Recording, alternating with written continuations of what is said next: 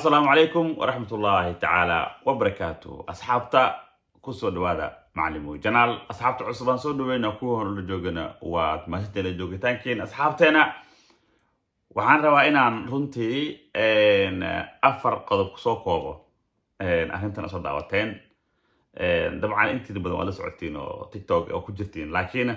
waxyaabahan ka xumaaday un baan rabaa inaan dul istaago hor dagaalkan wuxuu ahaa dagaal qorshaysan gabdhahan Soomaaliyeed aan dhaho madax isla galay wuxuu ahaa dagaal laga soo shaqeeyay dagaal isku balansaday dagaal runtii oo bajaaj loo raacay dagaal mid oligay markan dagaal wuxuu ahaa qarash soo galay saala socono dabcan videos inta badan waa wada daawateen ayaga oo macnaha oo bajaaj saaran gabdhahan oo israasanay laakiin waxaan si daro horta ah in gabdha Soomaaliyeed dagaalkooda inta uu gaaro wallahi la hadda waxaan ku reersanahay ma wax dhaba ma wax oo joke oo prank amal miya oo dadka laga waalay miya oo macnaha ma fahmin kartid laakiin markaas u fiirisid inuu really waxa fahmi kartaa aflagaadada عايدة حد جذبك لسوق يسنا مكان أو حسلا ده هاي متكلم حكي قلدان anyway وحنا ضد مسلمين كنت هستا دين الإسلام كأو دين تكلي كنت أو أنك أنا مركز أوفي ريست وضمن هذا الرجال بيت كأ المهن أنت بدوالة قلدا وحلو قلدا وحلا واحد جدا دين مكلته سام عني مرك إنك أرجع السد هذا دين تكلي إجرته adduunku waa diin islaamka ah waxa laga yaabaa inuu shaki waxaan cusub qaado oo ku dhaho iskuulka waxaan ku soo bartay hinduism waxa la dhahayo diinta hindida diinka wallahi buddhism christian domain diimooyinka oo faraha badan oo runtii oo gaalada inuu soo bartay cuniga wuxuu ku leeyahay kara dood laakiin dadkan hadda jooga Soomaaliya waxay haystaan dhaqankii waxay ugu duwan dadka qurbaha jooga diintii ku jiraan aadaankay maqlayaan wacdiga maqlayaan ayada saayatay haddana waxaan moodaa in runtii aysan dhaqankooda marka arda asleeda dadka maxaa ka qaldan waa on inta badan oo youthka waxyaabaha xasamaan dadka kale ma ahan anyway waxaan rabaa inaan afar qodob aan ku soo koobo horta qodob soo koobo waxay tahay qof markuu muslim u yahay xaq uu ku leeyahay qof kale oo muslimka markaas uu fiirisid dabcan culum badan halka ku jirto oo awada garanay hebel aan dhihi karo ama hebel aan dhaho gabdhihina taa waa culum ma sha Allah marka afarta qodob soo koobo kale waxay tahay qofka markuu muslim u yahay xaq uu ku leeyahay qof kale oo muslimka ah taa ka soo muslim inta la gaarinba ana ku xanad Soomaaliya oo muslimiin ah Soomaalinimadii inta ka baxday markaas uu fiiris ehelnimadii xay ka baxday waayo in maanta gabdho Soomaaliyeed isbalansadaan waxaan maqlayaa dagaal qorshaysan oo ahaa miswal group wadata group kale tan waa marka waa group miswal group kale ta maxsan isku jira saamaqlay laakiin marka haddana dhan kale ka fiirisid waxa isleedahay waxa u maleeyaa gabadha miswal dhahay inay yara degneed oo marka afligaad ahaan loo fiiriyo ayada aad loo waxad gudbay waana ka xumaa runtii in xad gudub inta leeg u dhaco afarta qodob aan ku soo kooro dagaalkan waxa waayo qofka muslimka ah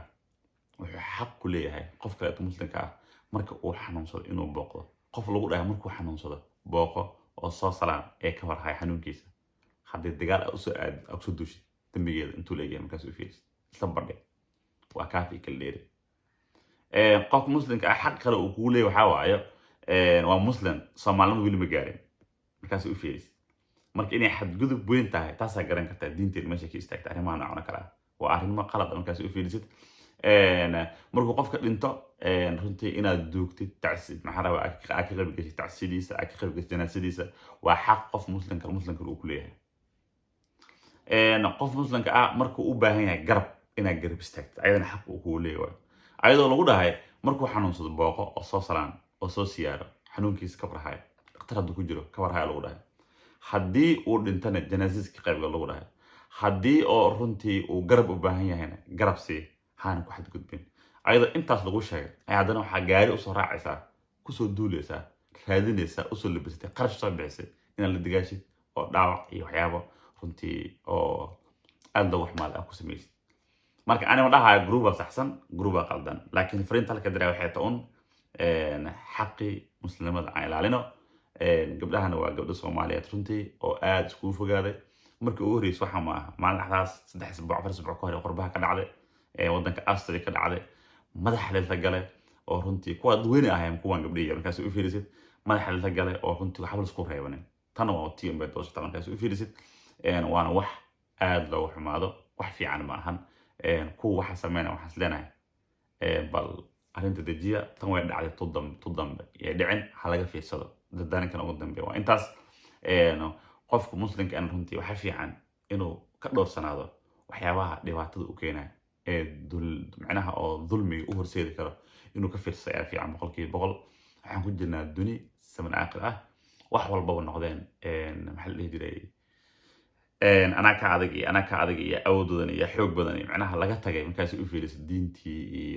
لقين كاس إسكندر وهاي جبر حجابنين أسطورنين أو رنتي وضد أحد قف كقول دي عليه سام حاجة صحيحة عرض بناء كتر كاس أوفيرس واحد لذا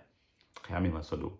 أصحابتكم مزي فجأة هنا فيديو كان يرى عضواتنا بحرو إن ندور استاجون اللي هو داجو إن تاي حد جذب وحفي عن أهان وحقاد وحمان إتاي ku sameeyno waxa rajeynaa in arrintan ay ka wantabi doonaan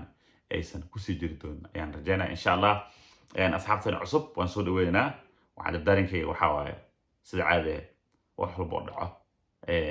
waxa laga fiiriyaa dhanka wanaagsan marka anaga waxaan ka fiirinaynaa arrintan inay ahayd arrin ku dhacday si oo qalad ah in dib loo sixi doono aysan mar labaad dhici doonin ayaan rajeynaa insha Allah ku sameeyna ay ka wantabi doonaan أصحابتنا داتا مركو رجلنا كأسبوع وقتنا وحنيجي عصنا فضلا إن جالك سبسكرايب نصرتنا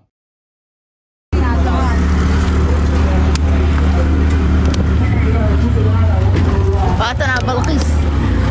فاتنا محمد استاق